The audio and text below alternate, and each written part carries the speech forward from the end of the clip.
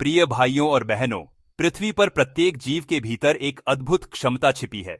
अपने परिवेश की नकल करना, स्वयं को उसके अनुसार ढालना और हर परिस्थिति में जीवित रहना।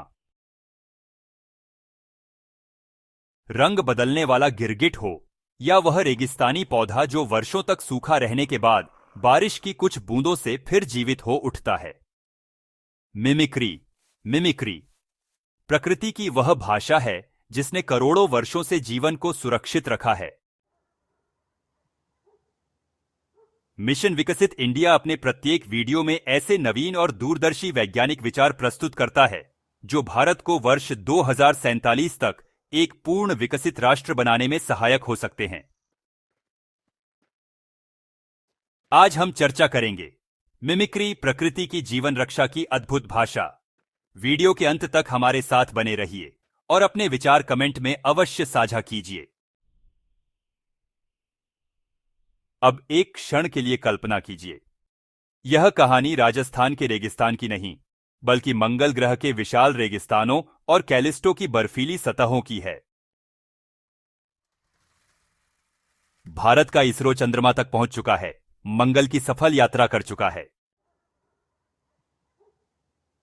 लेकिन कल्पना कीजिए, यदि अगला महान अंतरिक्ष मिशन केवल रॉकेट भेजने का नहीं, बल्कि जीवन को दूसरे ग्रहों पर स्थापित करने का हो, तो यदि भारत ऐसे पौधों और जीवों का विकास करे जो अपने नए वातावरण से सीख सकें, स्वयं को उसके अनुसार बदल सकें और किसी दूसरे ग्रह पर भी जीवित रह सकें। वास्तव में पृथ्वी पर ऐसे अनेक जीव पहले से मौजूद हैं जो अंतरिक्ष यात्रियों के सपनों जैसी क्षमताएं रखते हैं। रेजरेक्शन प्लांट लगभग पूरी तरह सूख जाने के बाद भी कुछ ही घंटों में फिर जीवित हो जाता है। टार्डिग्रेड अंतरिक्ष के वायुमंडलहीन, अत्यधिक विकिरण और भीषण तापमान भरे वातावरण में भी जीवित रह सकता है। सेफेलोपॉड जैसे ऑक्टोपस और स्क्विड अपने शरीर की आनुवंशिक गतिविधियों को तापमान और प्रकाश के अनुसार बदल सकते हैं। ये किसी विज्ञान कथा की कल्पनाएं नहीं है, बल्कि प्रकृति द्वारा विकसित वास्तविक जैविक डिजाइन है।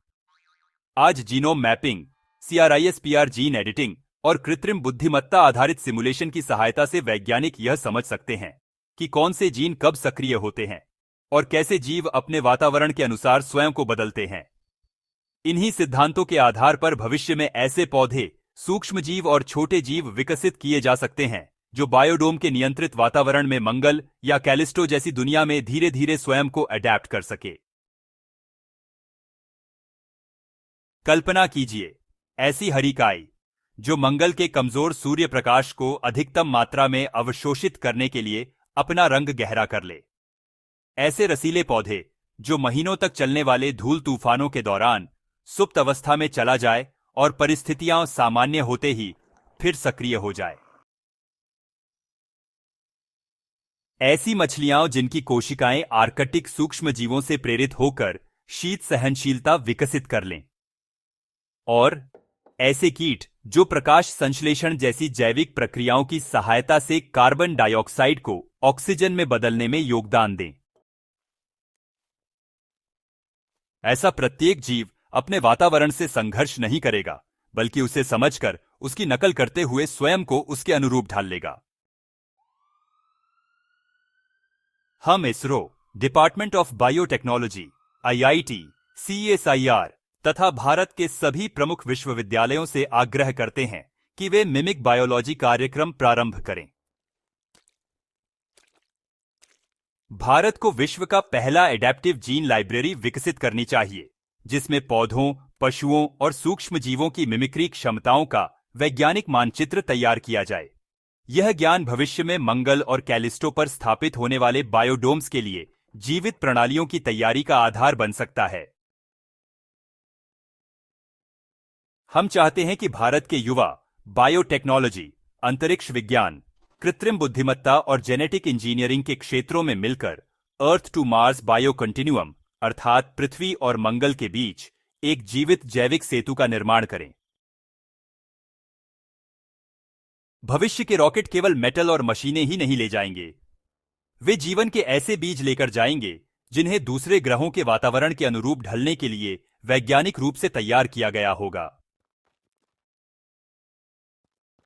और जिस दिन वे बीज किसी दूसरे ग्रह के आकाश के नीचे अंकुरित होंगे, उस दिन पूरी दुनिया यह स्वीकार करेगी कि भारत ने यह सिद्ध कर दिया, जीवन केवल एक ग्रह तक सीमित नहीं है। थार के रेगिस्तान से लेकर मंगल की घाटियों तक, हिमालय की चोटियों से लेकर कैलिस्टो की बर्फीली सतहों तक, भारत जैव अंतरिक्ष अन्वेषण यानी बायोकॉस्मिक एक्सप्लोरेशन के एक नए युग का नेतृत्व कर सकता है, क्योंकि सबसे महान तकनीक कोई मशीन नहीं, बल्कि स्वयं को बदलती परिस्थितियों के अनुसार ढाल लेने की क्षमता है। मिशन विकसित इंडिया का उद्देश्य भारत के अनुसंधान एवं विकास को नई दिशा, नई गति और दूरदर्शी सोच प्रदान करना है, ताकि भारत भविष्य की वैज्ञानिक चुनौतियों का नेतृत्व कर सके।